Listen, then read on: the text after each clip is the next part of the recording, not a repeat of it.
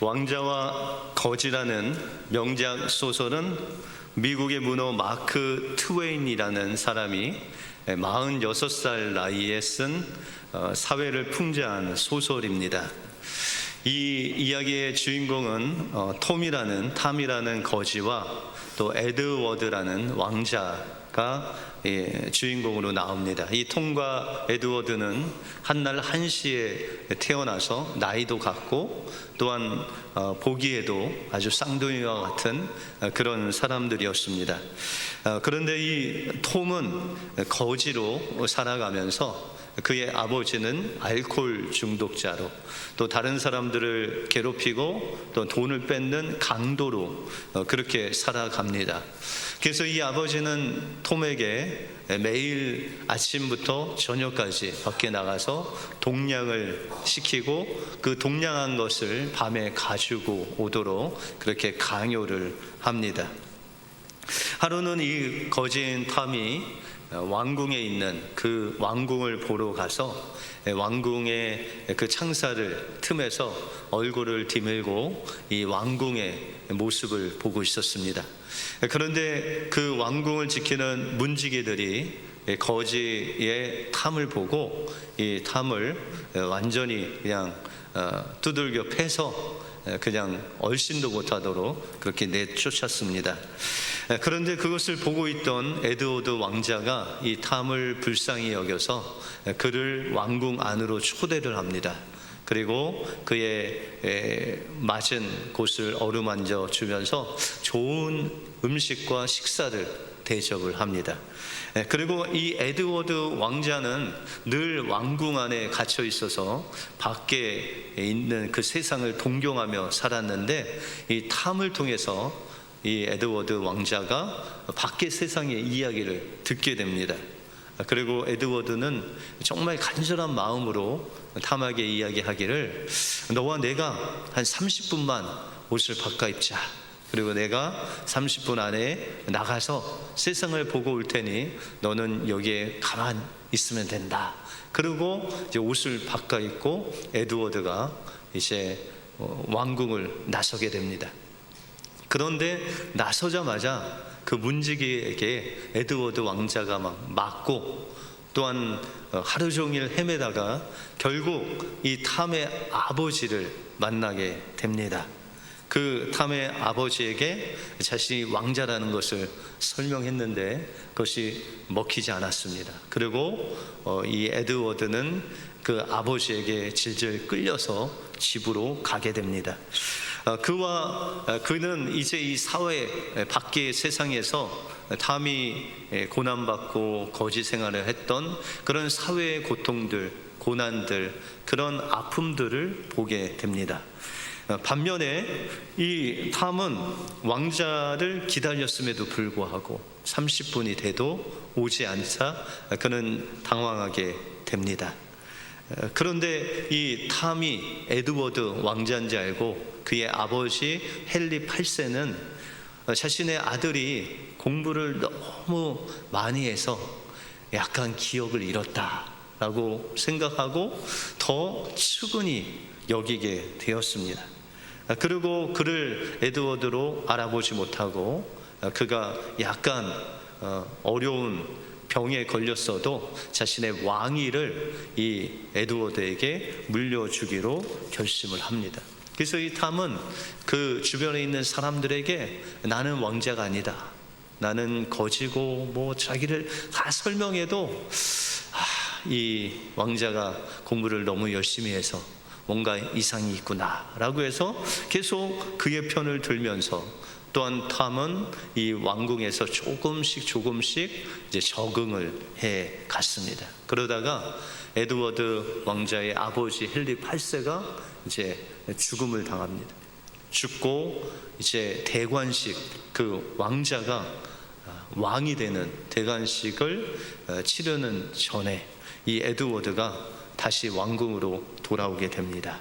그리고 아무리 자기를 왕이라고, 왕자라고 이야기해도 본청만척 하지 않습니다. 그런데 이 에드워드가 알고 있었던 옥새가 어디 있는지를 알고 있었습니다. 다른 사람들은 아무리 이 탐에게 물어봐도 옥새가 어디 있는지 알지 못해서 그것을 찾지 못했는데, 이 에드워드가 정확하게 그 옥새가 어디 있는지를 알려줌으로써 에드워드가 이제 왕이 되어서 영국의 왕으로 대관식을 치르게 됩니다. 그리고 그 에드워드는 그를 도와준 사람에게 백작이라는 직위를 자귀해주고, 이 탐에게도 유아원을 잘 꾸릴 수 있는 원장의 그런 직분도 줍니다. 그리고 에드워드는 그가 돌아봤던 법률로 인해서, 또 그 아버지가 내린 그 법률로 인해서 많은 사람들이 고통받고 있는 것들을 이제 개정을 해서 백성들을 도왔다라는 그런 이야기입니다. 여러분들, 이 마크 트웨이는 그 당시에 헨리 8세 그 영국의 왕권 정치로 인해서 수많은 사람들이 이 거짓 탐과 같이 그런 어려움 가운데 고난을 받고, 정말 한 번 왕은 영원한 왕이고 한 번 거지는 영원한 거지로 살아갈 수밖에 없는 그 신분 제도를 이 왕과 거지라는 소설을 통해서 한 번쯤 거지가 왕이 되는 그런 꿈을 그린 소설이다라는 것이죠. 그래서 그 당시에 이 신분이 얼마나 중요했는지를 또한 알려주고 있습니다. 여러분들, 톰은 가짜 왕이 돼서 얼마 되지 않고 내려왔지만, 여러분들은 하나님의 자녀가 된 것은 잠시 된 것이 아니라 영원한 하나님의 자녀의 직분, 왕 같은 제사장의 직분을 받은 하늘에 속한 사람들이라는 것입니다. 여러분들, 혹시 시민권 가지고 계신 분 계세요?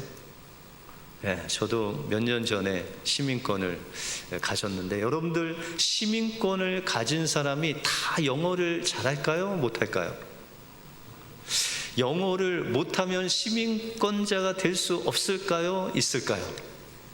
네, 영어를 못해도 시민권만 있으면 시민권자입니다.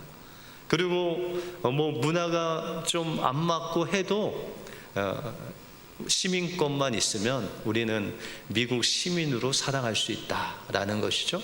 그래서 여러분들이 혹시 외국에 나가서 어려움을 당할 때 여러분들이 미국 사람이라고 이야기하면 이제 미국 대사관에서 사람들 파견해서 어떻게 하든지 돈이 들든지 군사력이 들든지 이 미국 시민권자를 보호하게 되어 있습니다. 그 사람은 영어를 못해도 가진 것이 없어도 시민권자는 시민권자의 대우를 받을 수 있다라는 것이죠. 마찬가지로 우리가 하나님의 자녀가 됐는데, 여러분들 장로님들이 대표 기도도 하고 기도도 하지만, 여러분들 늘 기도는 부담스럽지 않습니까? 그죠? 또 성경에 대해서 내가 해박하게 잘 알지도 못하고, 내가 찬송은 부르기는 하는데 정말 그 찬송을 내가 잘 부르는지도 모르고, 이렇게 부족한 것이 태반인 우리이지만, 그러나 주님께서 말씀하시기를 하나님의 그 은혜를 믿음으로 받아들이는 모든 사람은 하나님의 자녀라는 거예요.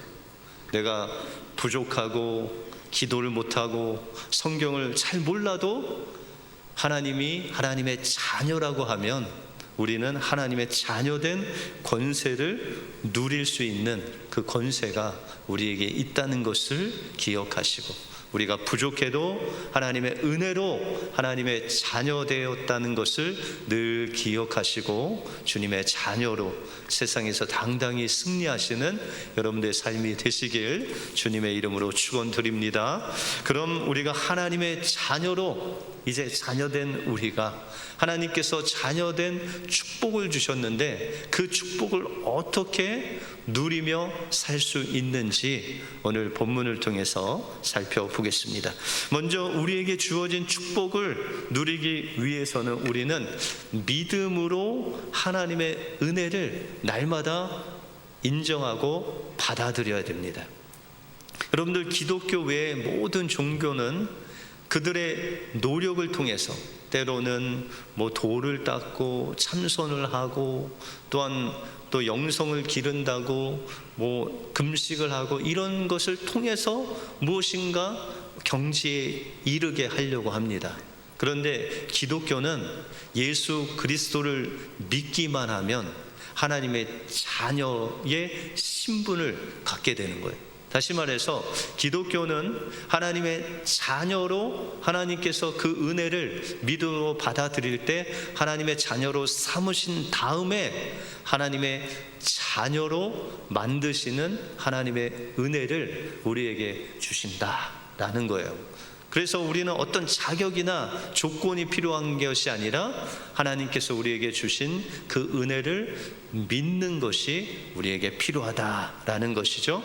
오늘 본문 8절에 보시면 너희는 그 은혜에 의하여 믿음으로 말미암아 구원을 받았으니 이것은 너희에게서 난 것이 아니라 하나님의 선물이다 라고 그렇게 말씀하고 있습니다. 여러분들 선물 받아보셨죠?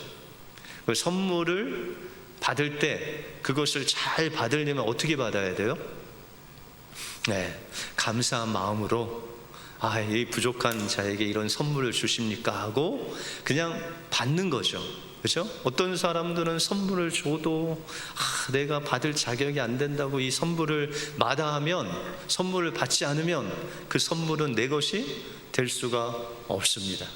그런데 하나님께서 주신 이 선물은요, 세상의 선물과 비교할 수 없는 엄청난 선물을 주셨다는 것이죠. 그것도 하나님의 하나밖에 없는 아들을 십자가에 내어주시기까지 하면서 주신 선물이다라는 것입니다.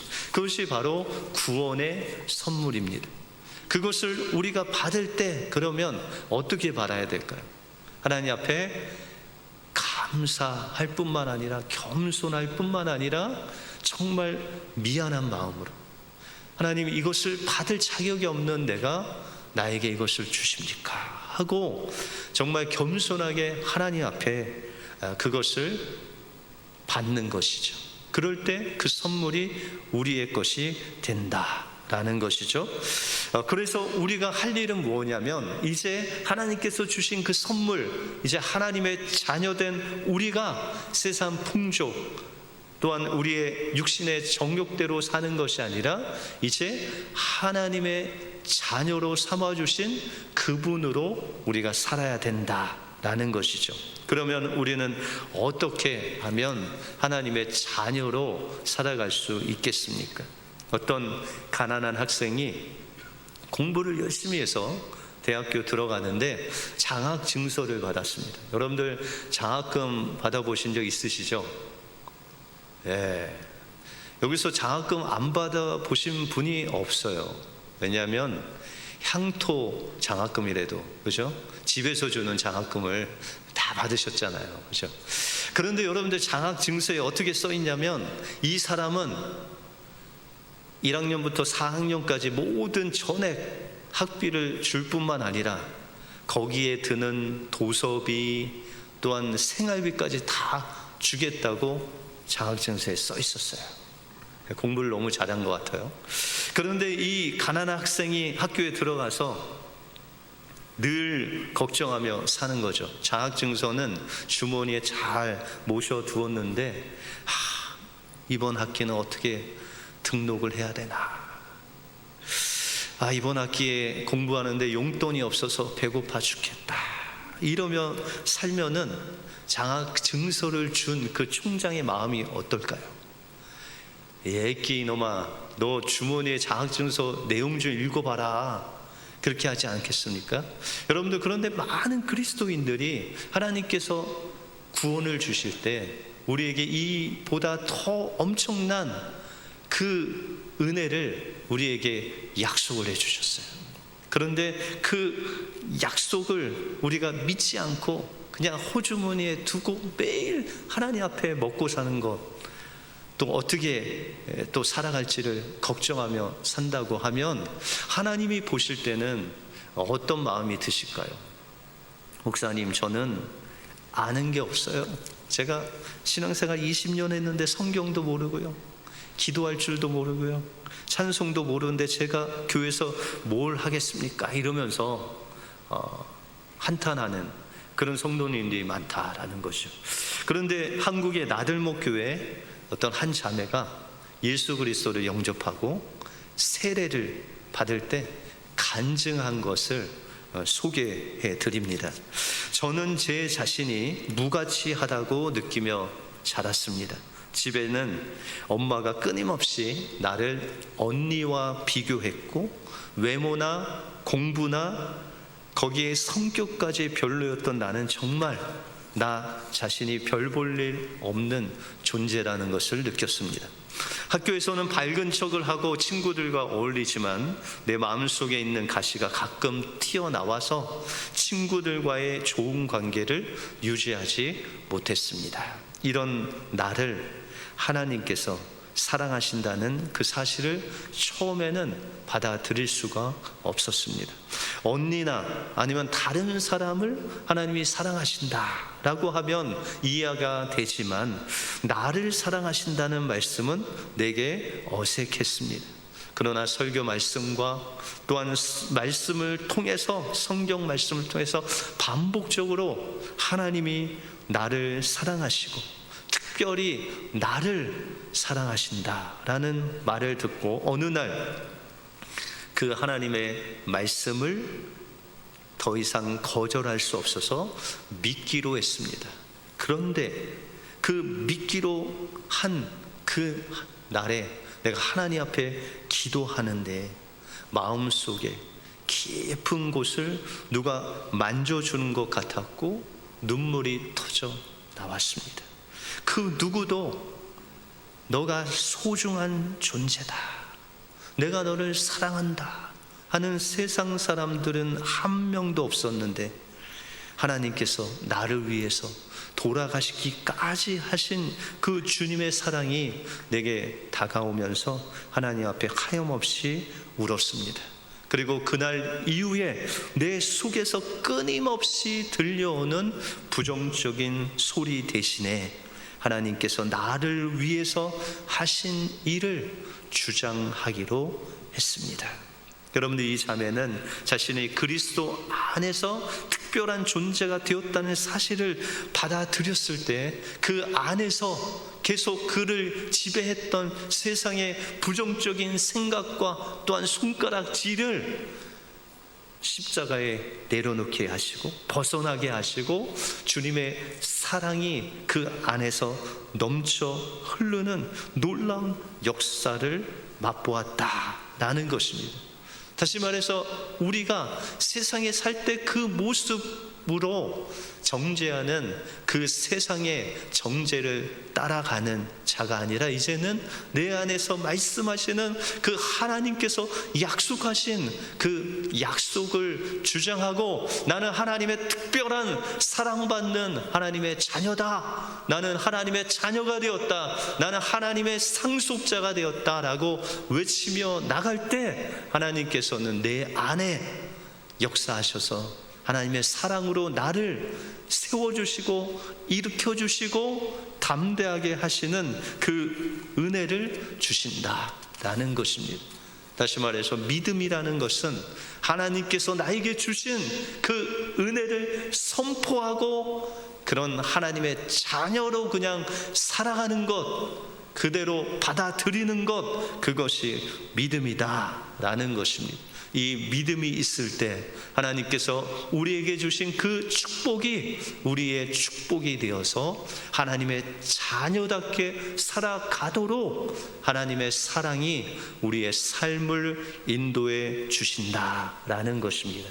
하나님이 주신 축복 내 것임을 믿고 날마다 선포하심으로 하나님의 자녀답게 승리하시는 여러분들의 삶이 되시길 주님의 이름으로 축원드립니다. 그러면 하나님의 주신 이 놀라운 축복을 우리는 어떻게 우리의 삶 속에서 누릴 수 있겠습니까? 다음으로 우리가 하나님의 축복을 누리며 살 수 있는 비결은 우리 안에 오신 성령님의 인도하심에 순종하는 삶입니다. 고린도전서 3장 16절에 보시면 너희가 하나님의 성전인 것과 하나님의 성령이 너희 안에 계시는 것을 알지 못하느냐라고 말씀하십니다. 여러분들, 이 구절을 보면 우리가 예수 그리스도를 믿음으로 그 은혜를 받아들임으로 하나님의 자녀가 된 것, 거기에 멈추는 것이 아니라 더 큰 하나님의 축복이 우리를 기다리고 있다라고 말씀하고 있습니다.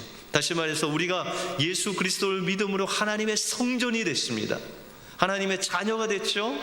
또한 하나님과 함께하는 자가 되었다는 것이죠. 그런데 그 다음에 하나님의 자녀가 된 것뿐만 아니라 하나님의 성령이 너희 안에 계시는 것을 알지 못하느냐라고 이렇게 말씀하고 있습니다. 여러분들, 성령님께서 우리 안에 오셔서 어떤 일을 하실까요? 요한복음 14장에 보시면 성령님을 가리켜 보혜사 성령이라고 말씀하십니다. 하나님께서 우리를 하나님의 자녀 삼아 주셔서 하나님의 자녀로 살아가게끔 돕는 그 성령님을 우리에게 보내셨다는 거예요. 여러분들, 보혜사 성령, 보혜사라는 것은 옆에 계시다, 우리를 돕는다, 또한 우리를 변호하신다라는 거예요. 여러분들, 미국에 살면 변호사가 좀 필요하셔. 운전하다가 티켓을 끊어도 변호사가 좀 주변에 있으면, 가까이 있으면 부탁을 할 텐데, 그런 생각하시잖아요. 그런데 우리에게는 영원한 우리의 변호인이 계시다는 것이죠. 그분이 바로 성령 하나님이시다라는 것이죠. 여러분들, 이스라엘 백성들이 출애굽하고 광야 생활할 때 이제 성령님께서 그들 삶을 인도하셨어요. 그들이 눈 뜨면은 보이는 것이 무엇이었을까요? 만나를 먹고 나서 보이는 것은 구름 기둥이었어요. 여러분들, 그들에게 구름 기둥이 이렇게 쫙 떠오르면 그날은 이제 이동하는 날이에요. 가나안 땅으로 전진하면서 가는 날이에요. 근데 눈을 떴는데 구름 기둥이 위로 떠오르지 않고 가만히 있으면은 그날은 그곳에 머무는 날입니다. 여러분들, 이스라엘에게 선택의 여지가 없었어요. 그 구름 기둥이 뜨면 이동하는 것이고, 구름 기둥이 머물러 있으면 그냥 그곳에 유하는 것이죠. 여러분들, 예수님도 마찬가지죠. 예수님께서 새벽 오히려 미명에 일어나셔서 한적한 곳에 가셔서 기도하셨어요. 하나님, 오늘은 어디로 가야 됩니까? 사마리아로 가라 하시면 예수님 그 사마리아로 가셨어요. 오늘은 어디로 갑니까? 세리 마태에게 가라. 마태에게 가셨어요. 여러분들, 예수님께도 선택의 여지가 없이 하나님께서 보내신 그 성령님께서 말씀하시는 대로 오늘 어디로 가야 됩니까 하면 가라 하시면 가고, 멈추라고 멈추는 그런 예수님의 삶 또한 성령의 인도하심을 따라서 그렇게 살았을 때 예수 그리스도의 그 놀라운 사역이 완성될 수 있었다라는 것입니다. 여러분들이 하나님의 자녀답게 우리가 살 수 있는 것은 어떤 기도를 하루에 3시간 이상, 여러분들, 그렇다고 하나님의 자녀답게 사는 것이 아니라 우리가 성경을 하루에 10시간 읽어서, 여러분들 많이 읽으셔야죠. 성령께서 인도하시면 읽어야 됩니다. 기도해야 됩니다. 또한 사랑해야 되죠. 근데 우리가 성령의 인도하심을 받는 것이 먼저다라는 것입니다. 오늘 하루를 이제 잠에서 깨면 하나님께서 구름 기둥으로 함께 하시죠. 어디로 갈지를 하나님이 인도하시는, 하나님이 정하시는 것이죠. 하나님께서 역사하신다라는 것입니다. 여러분들, 우리가 이 세상에 살다 보면 하루에 12번도 더 영적인 공격을 받는다라는 것이죠. 우리 마음속에서 원수는, 야, 네가 무슨 하나님의 자녀냐, 너 오늘 기도는 했냐, 변한 게 없잖아, 너 가까이 있는 사람 사랑도 못하면서 무슨 이웃 사랑을 한다고, 하나님의 사랑이라고 그렇게 말할 수 있냐고 계속 계속해서 부정적인 그 마음을, 우리의 옛사람을 막 들추기면서 그렇게 비난을 한다라는 것이죠. 그런데 그 비난을 우리가 이끌려 가는 것이 아니라고 그랬죠. 그것을 부인하는 것이 자기 부인이죠. 자기를 부인하고 이제 성령님께서, 우리 안에 오신 그 성령님께서 우리를 향하여 이렇게 말씀하시죠. 너는 내 핏값을 주고 산 하나님의 자녀다. 너는 세상에서 지금 받는 고난과 그 핍박은 내가 하나님의 자녀이기 때문에 받는 것이다. 그러나 이 땅에서 받는 고난과 환난은 장차 올 그 영광과 좋게 비교할 수 없으니 너는 담대하게 세상을 이겨라 라고 성령님께서 지금 우리 안에서 말씀하신다라는 것이죠. 그리고 여러분들 향해서 공격해오는 그 원수들 향해서 예수님께서 성령님을 통해서 우리가 하나님의 자녀된 것을 변호하시고 계시고, 또한 이 사람은 예수 그리스도의 십자가를 통해서 죄가 다 사함을 받았다고 그렇게 우리를 변호하시는 성령님께서 우리를 날마다 인도하시고 도와주신다라는 것입니다. 그러므로 여러분들이 하나님의 자녀답게 살려고 하는 그 행위는 우리가 단지 성령님의 인도하심을 받으면 됩니다. 성령님께서 오늘 무엇이라 말씀하시는지, 가라 하시는지, 멈추라 하시는지, 그분을 의지하고 붙잡고 사는 그 믿음을 통해서 하나님이 여러분들에게 축복을 주신다라는 것입니다. 우리가 잘 아는 사랑의 원자탄이라는 책 속에 손양원 목사님의 일생이 그려져 있습니다. 그는 일평생 사랑과 봉사의 삶을 살았죠. 그래서 6년 동안 나병 환자촌에 가서 그 사람들을 섬기셨습니다. 그리고 1948년 여수 순천 반란 사건 때 공산당들이 와서 그의 아들 2명을 동인이와 동신을 총살해 죽였습니다. 그리고 국군이 들어와서 그 총살한 공산당을 잡아서 그들을 사형 언도를 내립니다. 그때 손양원 목사님이 탄원을 했습니다. 내 아들이 이 사람들의 손에 총살당해서 죽었는데 내가 이 사람들 또 죽인다면 이 사람들로부터 죽은 우리 2 아들은 무엇이 유익이 있겠습니까? 그러면서 그들을 용서해 달라고 이야기를 했습니다. 그리고 그 2 아들의 장례식 때 나 같은 죄인의 혈통에서 순교의 자식을 낳게 해주신 주님께 감사합니다. 3남 3녀 중에 가장 아름다운 장남과 그 차남을 하나님께 드릴 수 있어서 감사합니다. 그리고 내 2 아들을 총살한 그 원수를 회개시켜 내 아들로 삼고자 하는 사랑의 마음을 주신 하나님께 감사합니다 라고 그런 고백을 했습니다. 그리고 6.25 때 인민군에게 끌려가서 심한 고통을 당하고 1956년 9월 28일 날 순교하셨는데 자기를 총살하는 인민군을 향해서 그들을 용서해달라고 기도하고 숨을 거두셨습니다. 여러분들, 손양원 목사님이 어떻게 자신의 아들들을 죽인 그를 양자를 삼을 수 있었겠습니까? 사랑이 많으셔서, 믿음 생활을 잘 하셔서 그는 매일매일 성령의 인도하심을 따라 사는 법을 매일매일 실천하신 분입니다. 그리고 그 처음부터 그 아들을 죽인 그들을 사랑한 것이 아니라 성령님께서 그 마음속에 그들을 사랑할 수 있는 사랑의 마음을 주신 그 마음, 성령님으로부터 받은 그 사랑의 마음으로 순종함으로 그를 사랑했을 때 그런 엄청난 사랑의 원자탄이 될 수 있었다라는 것입니다. 우리는 우리의 노력과 상관없이 하나님의 자녀가 된 것을 믿음으로 받아들여야 됩니다.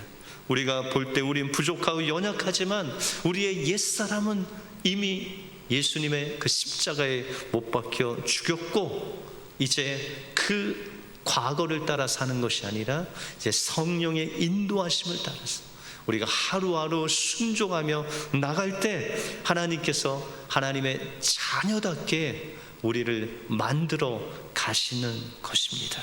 우리는 단지 그 성령의 인도하심에 순종하며 그 주님께서 주시는 그 마음을 따라서 사랑하고, 그 마음을 따라서 생명을 소중히 여기고, 그 마음을 따라서 주님께서 주시는 대로 우리가 사랑하며 살아갈 때 언젠가 우리도 손양한 목사님과 같이 사랑의 원자탄이 되어서 주님의 사랑을 나눠주는 귀한 하나님의 왕 같은 자녀가 될 줄로 믿습니다. 이 은혜를 하나님께서 주신 믿음으로 받아들임으로 하나님과 함께 그 성령의 놀라운 축복을 받아 누리시는 여러분들의 삶이 되시길 주님의 이름으로 축원드립니다. 기도하겠습니다.